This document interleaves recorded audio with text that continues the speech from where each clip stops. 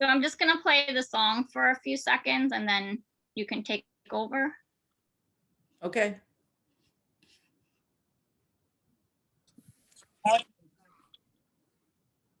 Namo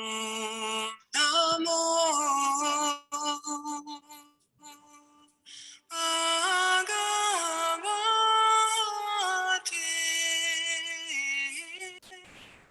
Vasudevaya.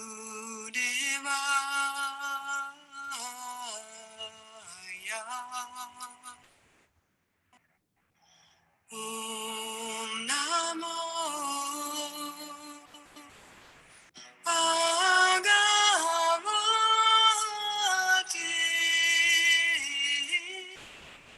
Vasudevaya.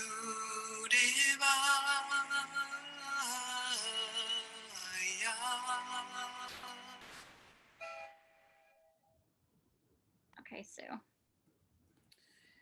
Okay, this is the Bhagavad Gita as it is, chapter 18, and this is text 63. Iti te yanam akayatam guyad guyataram maya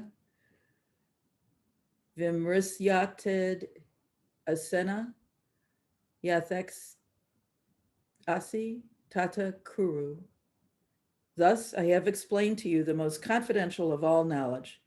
Deliberate on this fully and then do what you wish to do. The Lord has already explained to Arjuna the knowledge of Brahma Bhuta.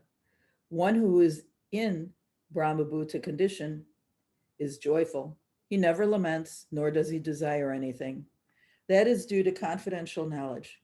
Krishna also discloses knowledge of the Supersoul. This is also Brahman knowledge, knowledge of Brahman, but it is superior. Here, Lord Krishna tells Arjuna that he can do as he chooses. God does not interfere with the little independence of the living entity. In the Bhagavad Gita, the Lord has explained in all respects how one can elevate his living condition. The best advice imparted to Arjuna is to surrender onto the Supersoul seated within his heart. By right discrimination, one should agree to act according to the order of the Supersoul. That will help one become situated constantly in Krishna consciousness, the highest perfectional stage of human life. Arjuna is being directly ordered by the personality of Godhead to fight.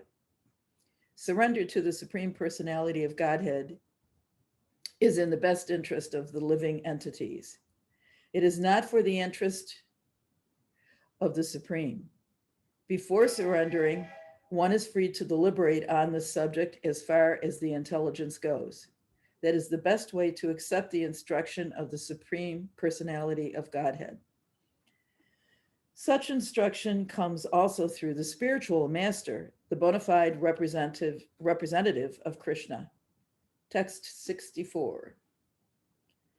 Sarva Guyataman Bhuya Shru mi paramam voka istosi mi dridham iti tato vaksanyami te hitam.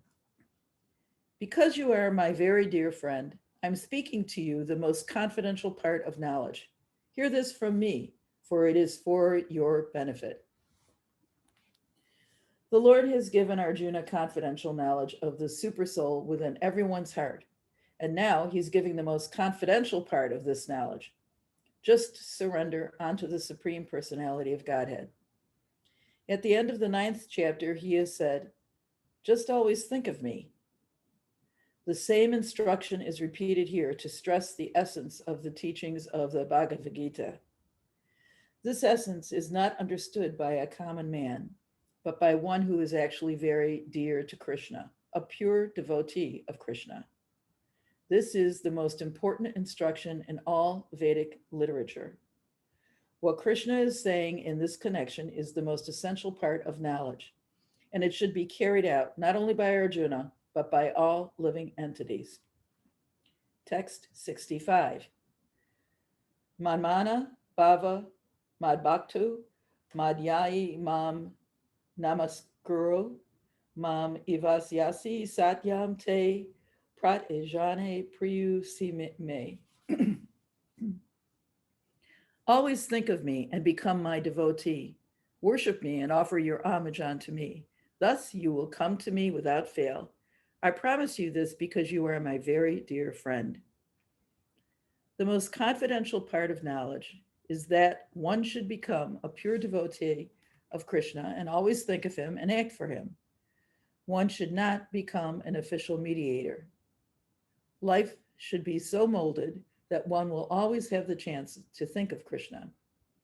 One should always act in such a way that all his daily activities are in connection with Krishna. He should arrange his life in such a way that throughout the 24 hours he cannot but think of Krishna. And the Lord's promise is that anyone who is in such pure Krishna consciousness will certainly return to the abode of Krishna, where he will be engaged in the association of Krishna face to face. This most confidential part of knowledge is spoken to Arjuna because he is a dear friend of Krishna. Everyone who follows the path of Arjuna can become a dear friend to Krishna and obtain the same perfection as Arjuna. These words stress that one should concentrate his mind upon Krishna, the very form with two hands carrying a flute, the bluish boy with a beautiful face and peacock feathers in his hair. There are descriptions of Krishna found in the Brahma Samhita and other literatures. One should fix his mind on this original form of the Godhead, Krishna. He should not even divert his attention to other forms of the Lord. The Lord has multi-forms, as Vishnu, Narayana, Rama, Vahara, and so on. But a devotee should concentrate his mind on the form that was present before Arjuna. Concentration of the mind on the form of Krishna constitutes the most confidential part of knowledge. And this is disclosed to Arjuna because Arjuna is the most dear friend of Krishna's. Text 66. Sarva dharman parityaha manikam saranam vraya aham svan sarva papayo moksais yami ma sukha. Abandon all varieties of religion and just surrender unto me. I will deliver you from all sinful reaction. Do not fear.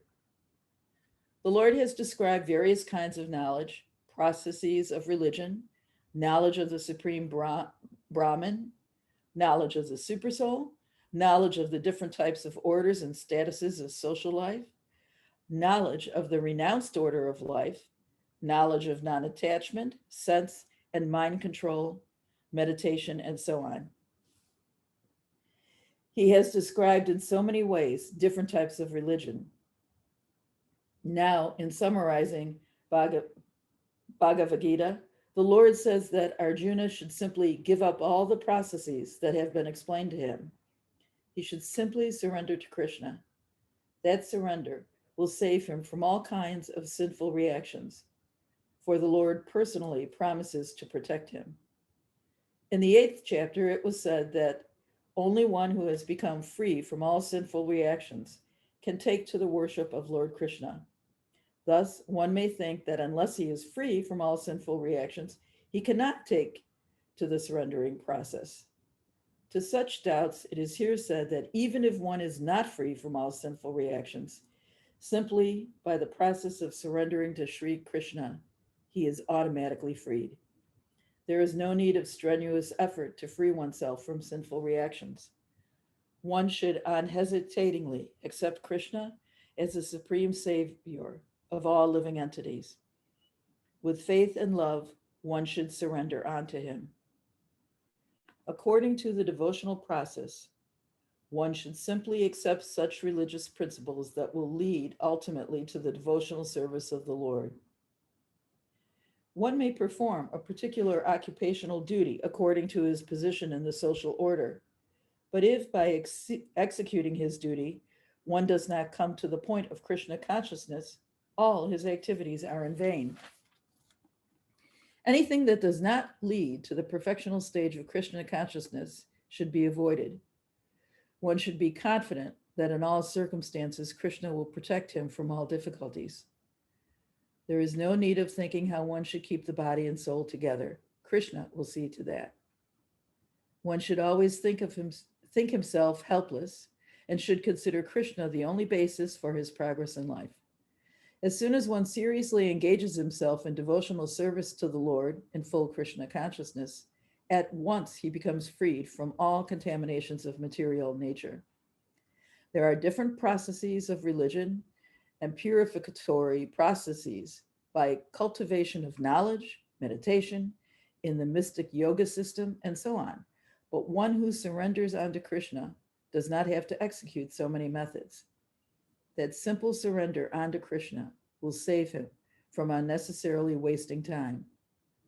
One can thus make all progress at once and be freed from all sinful reaction. One should be attracted by the beautiful vision of Krishna. His name is Krishna because he is all attractive. One who becomes attracted by the beautiful, all-powerful, omnipotent vision of Krishna is fortunate. There are different kinds of transcendentalists. Some of them are attached to the impersonal Brahman vision. Some of them are attracted by the supersoul feature, and so on. But one who is attracted to the personal feature of the Supreme Personality of Godhead, and above all, one who is attracted by the Supreme Personality of Godhead as Krishna himself, is the most perfect transcendentalist.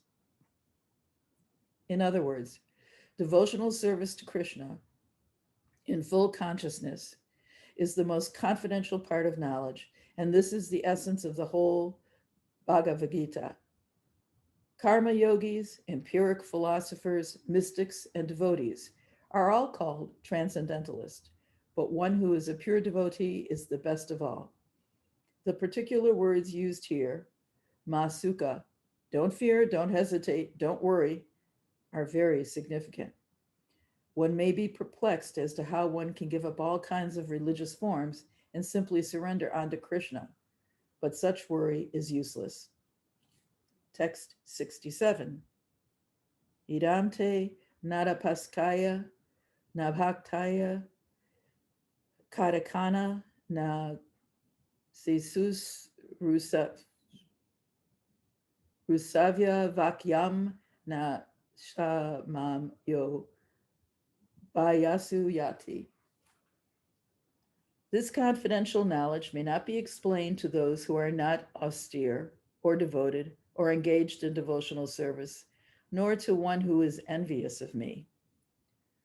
Persons who have not undergone the austerities of the religious process, who have never attempted devotional service in Krishna consciousness, who have not tended a pure devotee, and especially those who are conscious of Krishna as a historical personality, or who are envious of the greatness of Krishna, should not be told this most confidential part of knowledge.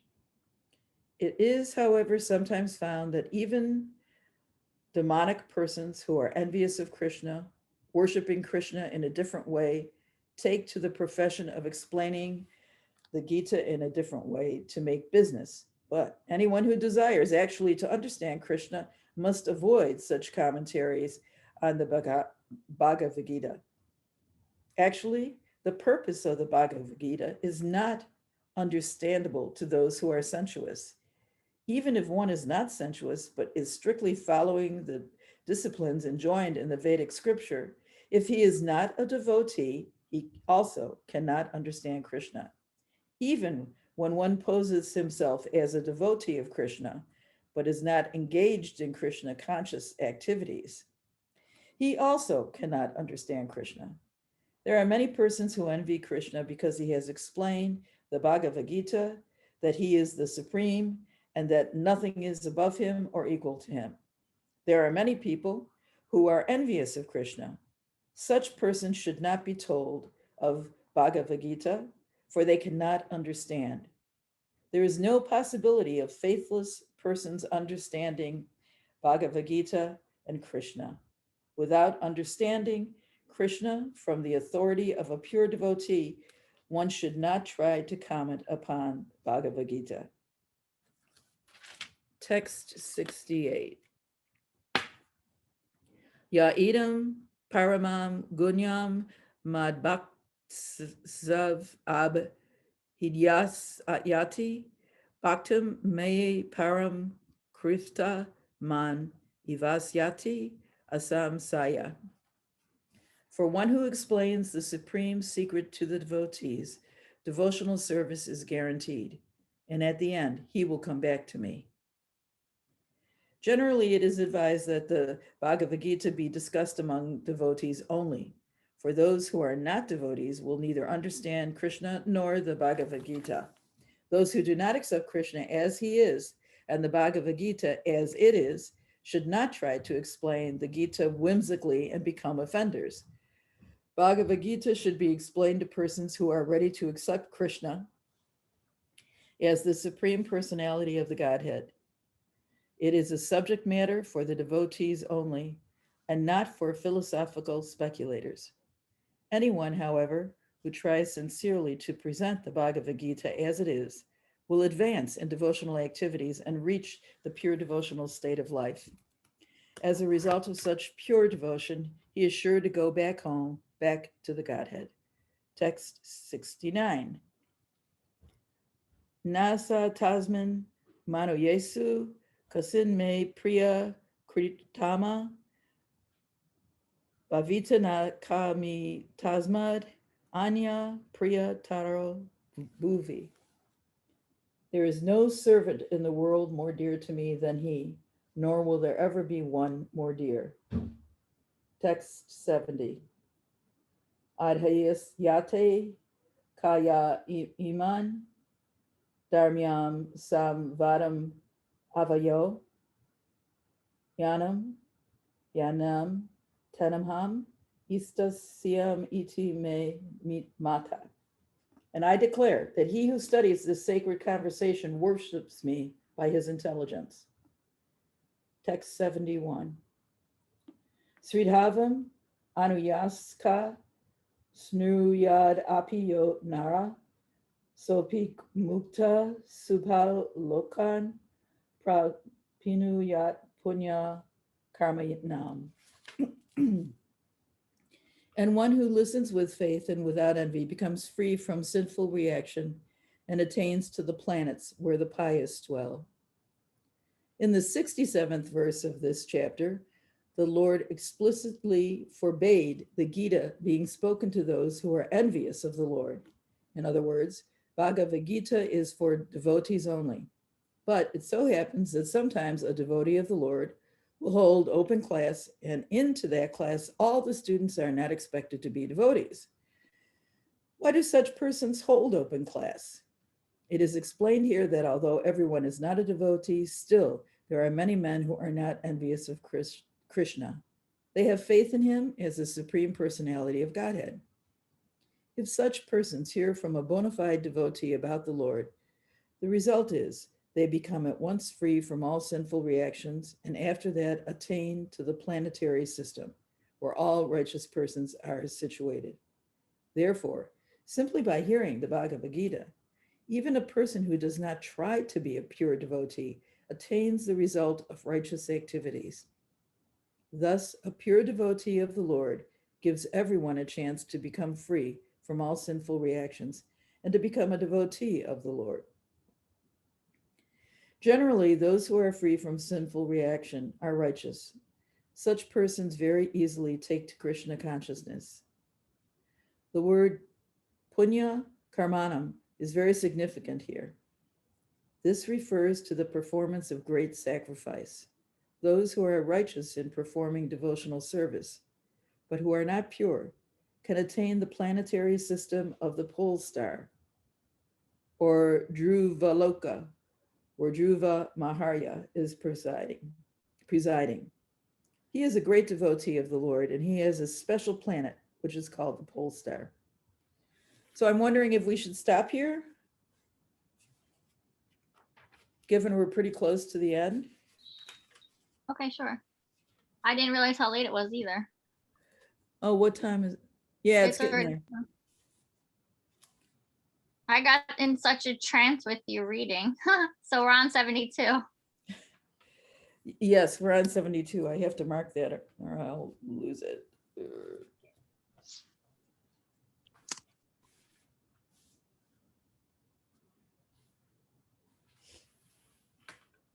So it makes sense, since this is the last chapter of the Gita. It makes sense. It was sort of more of a summary.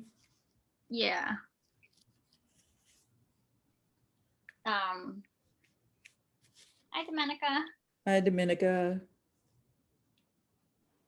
Morning. I find myself in this, because I'm still house sitting and dog sitting, building my routine here. I'm finding myself like having a harder time concentrating on things like meditation. I feel like this week has been like a wash, like just it hasn't looked like what it's looked like, and that's okay. Like I'm just like, that's okay. Like I'm telling myself it's okay. But I definitely have a hard time focusing this week. So even when you were reading, like first my brain went down a work tangent, and then I pulled myself back. And then you went, like what you were reading was like bringing up, like stirring up some sort of anger inside of me. Like what they were saying, like, no, first he was like very strong with the words, in my opinion, like, you can't read this book unless you are a devotee. But then it almost like he retracted himself. He was like, but if you stumble into a class and the teacher's teaching it, then it's okay and all. So like I felt myself going down that tangent of like, my God, like the swaying. But I was like, just letting myself do it. And I was like, just let yourself feel the emotion and just let it go through you. Like, don't attach myself to it and let it ruin my day. Just let myself feel it. So it was interesting while you were reading today that this was happening. Yep. I also like how Arjuna's been mentioned throughout the whole book, but he kind of drifted away from mentioning Arjuna, and now he's bringing Arjuna back as his best buddy. And I kind of like that a lot. I mean, yes, that's the story around all of this. So I know it's a small thing, but I liked it. Yeah. Well, and also this is like a shorter story of a very larger story. And even though this story is very long to me, it's still a very shorter story. And it's like, I think it's being told, like if we go back to the beginning, it's being told by like the messenger to that king. It's not being told by Krishna. Because remember, it was like I can't think of what his name is at the beginning of the book. I go get it. I'll go get my book. Well, I am looking up and back at the beginning. Now I remember the 42 introductions.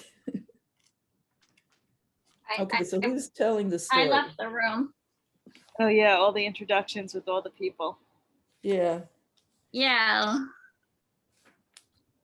It starts with an S, I think.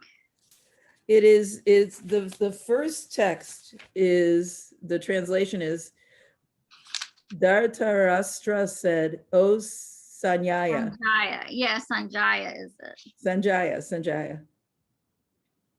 After But I think assembling in the place of Sanjaya is like the pilgrimage. messenger, and Sanjaya is telling Dhritarashtra what happened. Like he's telling what he saw happen between Arjuna and Krishna. Right. Oh, Freya. So it's him. It's Sanjaya who is the narrator of this I think. thing that goes almost 900 pages. It looks like it because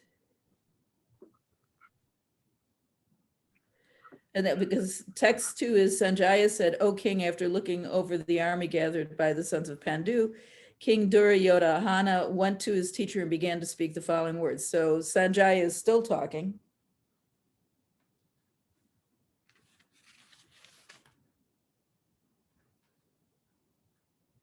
I think it's Sanjaya. Yeah, it's Sanjaya. Yeah, he keeps talking. Yeah, I think he's like the messenger. Yeah, and somebody, since this was really oral tradition, translated into written tradition, somebody had to be the storyteller. Yeah. Okay, so I'm glad you mentioned that. because I forgot about poor Sanjaya, and boy, he told one hell of a story. So Well, I only remember that because of that course I was taking, or I am taking. So it's like, I'm glad I had a head start. So I have like forward. I feel like I did like a prerequisite reading this and then taking that course, because it's like cleaning up the mess left behind me. Like, just, I'm still, I mean, it's just like a little, I don't feel like I'm an expert in no means, but it's nice to have some context from oh this. yeah, oh, it's huge. It's huge Yeah. to have that context. Yeah, to me, what you did was a nice combination, a really, really nice functional Yeah, combination. that's what I mean. Like, it was a nice combination that, like, if I would have waited till next summer or like another time to do it, I probably would have lost this in my brain. And Yeah, I would be like, some of it would come back, but you're right. Removal is quite something. Distance is quite something. yeah, and it's like, it's nice to have something to do on Tuesday, although I missed it yesterday, which was unfortunate because I wasn't planning on missing it. But they send me a recording, so it's just not as fun listening to the recording because it is an interactive discussion, and Yeah. the 90 minutes is a lot slower when you can't engage, and like they'll be talking and you're like, I want to raise my hand and say something, and it's not live. That's right. Do you feel like But, you understand it a lot more, Pam, after going through that course? I don't know if I understand it a lot more, but it, like I said, it's just giving me like a little bit more information. I'm not like, I'm doing readings as we're going along and a little bit of journaling or like reflection questions, but it's just like little reminders, like that little thing. And I do see myself, because I'm taking that in this, like I do see myself applying it more in life. Like yesterday, Mr. Podizak had to go to the doctor, to the eye doctor, and the appointment was at 3:20. We left here at 3. Now, when I go to the eye doctor, maybe I'd be home at 4. Like, my eye doctor is like a mile from my house. His eye doctor is like 10 minutes. And I'm not used to doing things like this. I got home at 5:30. It was 2.5 hours. Yeah. So That's the whole hard time when you're the person waiting in the car. yeah, so it was like that whole experience, because of reading this Gita, has really like, I mean, yeah, I was getting like frustrated and angry and like, I can't believe I'm doing this, but of like, of course I'm gonna do this. Like, who Yeah. else is gonna like, I would be like, I'd let myself get angry for a minute, but like at the end of the day, of course I was gonna do it. Who cared how long it takes? But that's why I missed the class, and I didn't think to bring my headphones with me. So like, it was my own fault that, because I could have listened to the class outside. And honestly, I should have just went and sat in the shade somewhere and just put it on speakerphone. But I got so wrapped up in my little tornado of negativity that I couldn't think clearly to find a solution. I was just like, I didn't bring my headphones, so end of story. But I also didn't want to venture out too far because I didn't know it was going to take that long. So if he came out, he wouldn't know to go find me outside, and he like needs help. So, but it was fine. But in situations like that, I see myself like thinking of it, of the idea of like a greater good. Pam and everybody, I gotta go. I have to drive to a yoga session All right, by bye. 8:30. So I'll see you tomorrow All right, morning. we can start doing. Thank you for your We can- reading. Yes, You're I loved it. See you tomorrow, guys. Okay. For those that are staying on, if anybody, we can do breath work and meditation. If you have to drop at any time, of course, just let yourself end. Have a good day, everybody. Bye, Domenica. Do you mind if I stay? Yeah, you can stay. I'm going to lead us through some nostril and alternate nostril breath. If you're familiar or not, I'll guide us through it. And then I set the timer. We meditate for 20 minutes. Let me.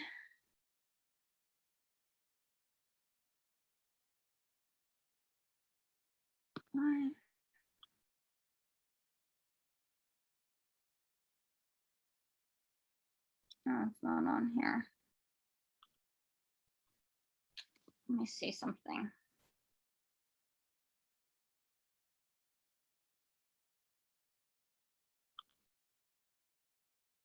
Oh, yeah, here we go.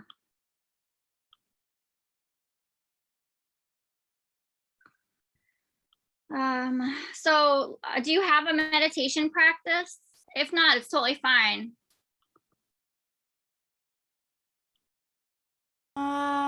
Yes, but it's not consistent, so it's painful. And like I'm trying this new and it's funny because I'm actually a yoga teacher and I'm like the most stressed bubble person you can imagine. And I always tell my students that I'm like, yeah, I try. And I'm like, I need to be this commitment to myself. I need it like on a daily. So it's my new thing for myself, like really building this relationship with me and sitting down and just committing to this meditation because it's so important just to set my day. And like kind of like you said, like our minds always kind of go to that negative route, and just by changing that, Yeah, shifting that's that. awesome. So So some I'm of so grateful to you. we've been meeting in this sadhana practice since COVID. So since last March, we've been meeting and we've read through different books. We do the breath, we do the meditation, and the whole idea even behind the Gita and just all the texts we're reading, it's like this idea of setting an intention, like getting up and like, this is what my day I want my day to look like, and then just working around that. The meditation practices for me is one of those things like, yeah, you know it's good for you, but like it's like, you know, the carrots are good for you, but the Doritos are right there. So you reach for the Doritos. Until you really start doing the meditation practice, you don't really see the benefits. Like you can read all the magazine articles you want about it, but it really does change. And like I said, like sometimes even if you have a well-established meditation practice, for me, sometimes it looks messy. And sometimes I can't sit for 20 minutes and I let myself do some cat cows, or I let myself do a walk instead. But sometimes when I'm feeling really fidgety and my mind is all over the place, my meditation practice is just sitting still, like legs at the wall or heart bend. You know, it doesn't have to be this Buddhist seat every time. It's just about like checking in with yourself in that moment and honoring what you need in that moment. And there's so many different meditation practices that we've talked about all through the year. You can practice one point. You can find something external to gaze at or something internal to gaze at. I've been using, and I'll put it in the chat, there's this almost like 20-minute song. It's called, it's not a song, it's a chant, the Hare Krishna chant. I find that helpful because then when my mind does wander, I come back to the chant. And that's really been helping me open my heart the last few months and practice compassion for myself and for others. Watching your breath is another amazing meditation practice and tool. Yeah, so we'll start some breath work first, and then you get set up in a comfortable seat or shape that feels good for you for your meditation. So for breath, sit up nice and tall, or maybe you want to lay down, but just get the spine straight. You can keep your eyes open or gently closed if that feels okay. And start to relax the features on the face, roll the shoulders, maybe up toward the ears and then back and around, letting them go. And then bringing attention to the breath, breathing in and out through the nose. Trying to bring the breath into the low belly. Inhaling, expanding the belly button out as you inhale, and then exhale, pulling belly button down to the spine, letting all the air out. It might feel good to breathe in and out equally for 4 or 5 breaths, creating this circle of breath. And sometimes it feels good to create a longer exhale. So if you breathe in for 4, maybe breathe out for 6 or 8. For me, this is a very calming breath, helps with anxiety, helps with that monkey mind.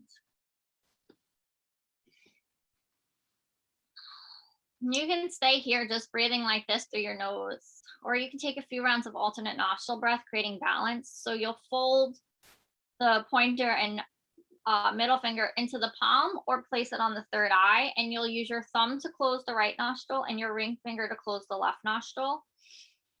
So the peace fingers is totally up to you. There isn't a wrong or right. It's just a preference. So I like to fold it into my hands, but you do what serves you. You close the right nostril with the thumb and inhale through the left. Close the left. Exhale through the right. Inhale right. Close right. Exhale left. Inhale left. Close left. Exhale right. Inhale right. Close right. Exhale left. Inhale left. Close left. Exhale right. Inhale right. Close right. Exhale left. Inhale left. Close left. Exhale right. Inhale right. Close right. Exhale left. Inhale left. Close left. Exhale right. Inhale right. Close right. Exhale left. Release your palm down to your lap. And then you'll settle into your meditation shape. Sometimes if you're sitting, it might feel good to lift your hips above your knees. So I like to sit on blocks. If you don't have blocks at home, you can use pillows, couch cushions, towels. And you want to be comfortable.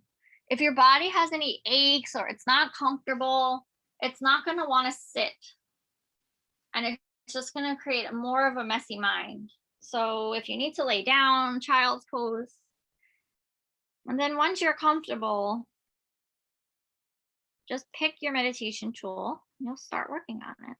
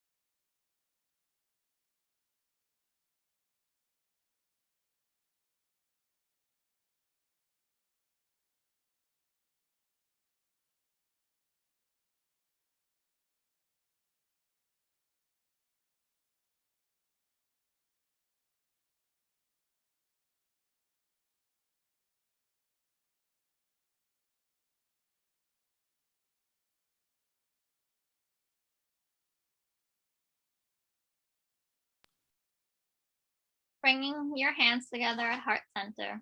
Namaste.